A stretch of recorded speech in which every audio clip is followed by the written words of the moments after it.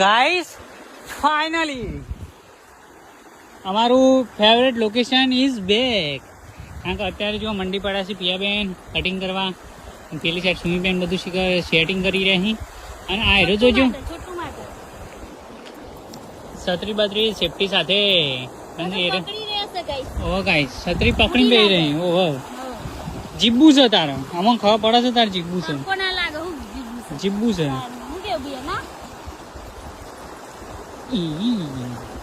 તું ના નાવાના જતો રહેતો એકલો એકલો.